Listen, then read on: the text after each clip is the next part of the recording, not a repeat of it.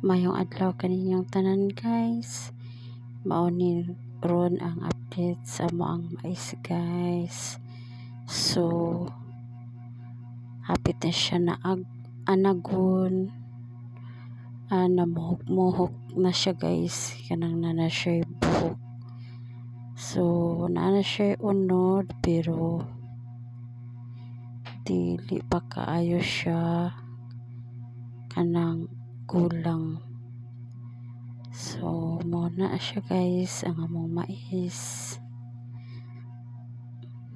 Kaloy-an ra pud sa Ginoo nga nakapamuso na siya.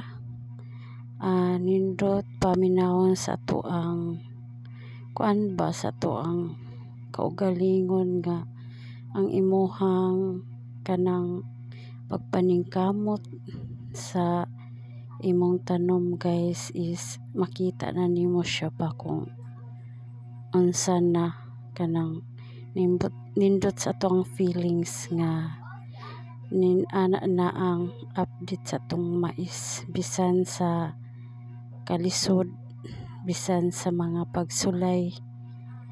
Si Lord naga-provide sa tanan, abono, kusog. Kay kung wala ang Ginoo guys, wala jud tay mahimo. Nining kalibutan na guys. Siya ang tag-iya sa tanang mga butang. Igo ra ta magalihok pero siya ang panalangin na ana guys. So nindot kay guys, nagkaway-kaway na siya guys. Gihangin-hangin. So naara jud makita nato sa atong kahago guys. So ana ra, salamat sa Ginoo nga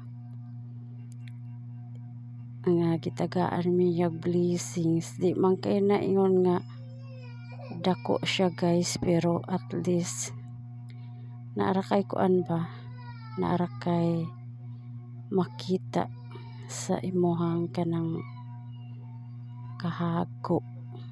So naana ra guys, salamat sa inyong paglantaw, salamat sa inyong pagsuporta guys, ug manghinaot ko guys nga inyong i-share sa uban para mapalo po ko nila guys.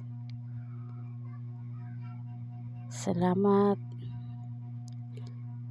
Ang Ginoo magapanalangin kaninyo kanatong tanan. Bye-bye. God bless.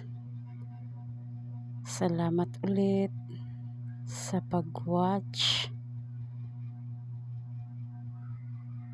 Thank you so much.